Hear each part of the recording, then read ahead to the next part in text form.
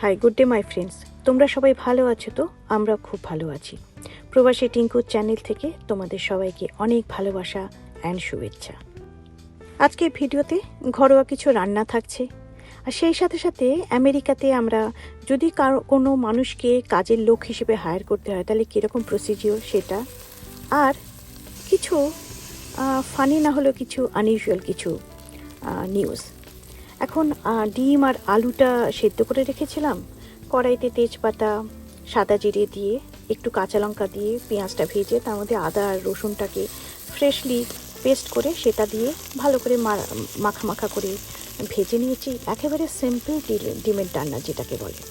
অনেক সময় দেখবি একটু কম মশলা দিয়ে রান্না করলেও কিন্তু ভালো লাগে। তার মধ্যে একটু ডুমু ডুমু করে টমেটো কেটে দিলাম।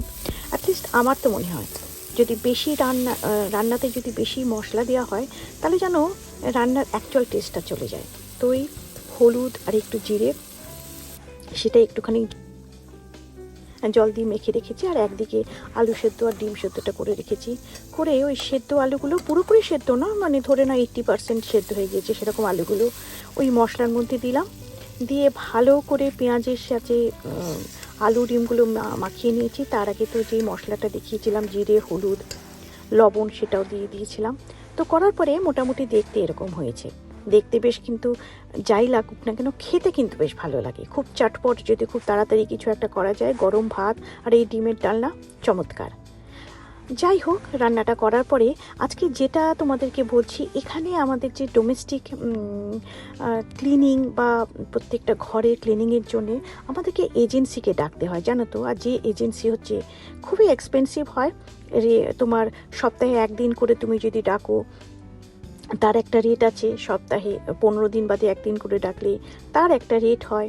আর সেই সাথে সাথে সেই এজেন্সির লোকরা পুরো ফুললি ইউনিফর্ম হয়ে তারা আসবে, এসে তারা প্রত্যেকের বাড়িতে ক্লিন করবে। একসাথে 4-5 জন আসে, এসে ক্লিন করে চলে যায়। Because it is so expensive. Income করতে গিয়ে এত টাকা কে খরচা করবে বলো? প্রয়োজন না হলে কেউই প্রেফার করে না এরকম প্রফেশনাল ক্লিনিং সার্ভিসকে হায়ার করা। আর ক্লিনিং সার্ভিসের মধ্যে দুটো প্রসিজিওর আছে। একটা হচ্ছে নর্মাল যেটা ক্লিনিং হয় সব কিছু, আরেকটা হচ্ছে ডিপ ক্লিনিং। ডিপ ক্লিনিংয়ের জন্য আবার চার্জ আলাদা। ডিপ ক্লিনিং মানে খাটের তলাটা, গ্যাসটা খুলে গ্যাসের প্রত্যেকটা কোণাটা, তাকে বলা হয় ডিপ ক্লিনিং। কারেন্টলি যেরকম ধরে নাও $100 = 8,500 টাকার মতন। কাজেই আমি কস্টের যে লিস্টটা দিয়েছি সেটা থেকে তোমরা বুঝতেই পারবে। মানে ধরে নাও একবার ঘর ক্লিন করতে তোমার 10,000 টাকার মতন তো লেগে যাবেই। এটা এক একটা ঘরের এরিয়ার উপর ডিপেন্ড করবে, রুমের উপর ডিপেন্ড করবে, এমনি ক্লিন করবে না ডিপ ক্লিন করবে। তো ওই জন্য আমরা মোস্টলি প্রেফার করি নিজেদের কাজ নিজেরাই সব করে নিতে। তো ভাবলাম এটা তোমাদের সাথে একটু শেয়ার করি, হয়তোবা তোমাদের ইন্টারেস্টিং মনে হবে এই কনসেপ্টটা আর এই ইনফরমেশনটা। ক্লিনিং সার্ভিসের গাড়িগুলো দেখতে এরকম বড় ভ্যান, তার মধ্যে গায়ে তো পুরো লেখা থাকে যে কোন কোম্পানি থেকে। এরকম প্রচুর কোম্পানি আছে, সেই কোম্পানিকে তোমার হায়ার করতে হবে।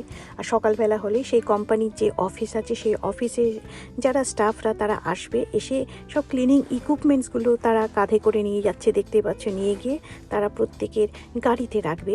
মানে ধরে নাও আজকের দিনে কটা অর্ডার আছে, সেরকমভাবে গাড়িগুলো সেই জায়গাতে ডেস্টিনেশনে পৌঁছে যাবে। 1 ঘন্টার জন্য একটা রেট, 2 ঘন্টার জন্য একটা রেট, ফ্ল্যাটের জন্য একটা রেট, অ্যাপার্টমেন্টের জন্য একটা রেট, 1 বেডরুমের জন্য একটা, 2 বেডরুমের জন্য একটা। তো এরা সব কিছু প্যাক করে এই গাড়িটা চলে গেল সার্ভিস করতে। তো এরকম হচ্ছে এখানে কনসেপ্টটা, বুঝতে পেরেছ? আর যাই হোক, এখন তারপরে আরেকটা জিনিস জানো তো, রিসেন্টলি আমি নিউজ পেপারে দেখলাম, টাইমস অফ ইন্ডিয়াতে একটা খুব আনইউজুয়াল একটা জিনিস, যে একজন মহিলা নিউ ইয়র্কে, সে মহিলাটি $20 KFCতে গিয়ে ওই চিকেন বাকেট থাকে না, সেটা অর্ডার করেছিল। অর্ডার করে দেখেছে যে চিকেন বাকেটের 50% শুধুমাত্র রয়েছে, আর 50% একেবারে এমটি, আর তাও চিকেন পিসগুলো খুব ছোট।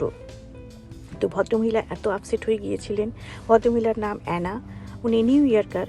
উনি KFCর যে টপ নচ ম্যানেজমেন্ট তাদেরকে শু করেছে যে তোমরা আমাদের মিসলিড করছো তোমাদের অ্যাডভার্টাইজমেন্ট দিয়ে। কেন তোমাদের অ্যাডভার্টাইজমেন্টে ছিল যে $20 তোমরা একটা ফুল বাকেট অফ চিকেন ফ্রাই সব দেবে, ওয়ারাস এখানে অনলি 50% রয়েছে। তো তোমরা কাস্টমারদের এরকম করে মিসলিড করতে পারো না, সেই জন্য সে KFC-কে $20 মিলিয়ন শু করেছে। Can you believe it? কেসটা এখন তো কোর্টে গেছে, তারপরে তো অবভিয়াসলি ফয়সালা যেটা হবে সেটা আলাদা কথা। এরকম একটা ঘটনা পড়ার পরে আমার মাথাতে এটাই হলো যে আমাদেরও কিন্তু একটু সজাগ থাকতে হবে। অনেক সময় দেখবি অ্যাডভার্টাইজমেন্টে এক ধরনের জিনিস দেওয়া হয়, অথচ যখন আমরা প্রোডাক্টটা কিনতে যাই অ্যাজ এ কনজিউমার, আমরা কিন্তু সেটার ব্যাপারে কমপ্লিটলি ডিফারেন্ট জিনিস দেখতে পাই। বাট আমরা স্যাটিসফাইড না হয়েও সেটা কিন্তু আমরা কম্প্রোমাইজ করে সেটা নিয়ে নিই। সেটা না করে আমাদের প্রত্যেকেরই কোনো কিছু আমরা যখন কিনছি সেটা মাথায় রাখতে হবে যে অ্যাডভার্টাইজমেন্ট যেটা হয় ঠিক সেরকম প্রোডাক্টই আমাদের দিচ্ছে, তো এমন তো নয় যে মিসলিড করা কোনো কিছু। তো এটাই একটা খুব লার্নিং এক্সপিরিয়েন্স আমার জন্য ছিল, তাই সেটাই ভাবলাম আজকে তোমাদের সাথে শেয়ার করি।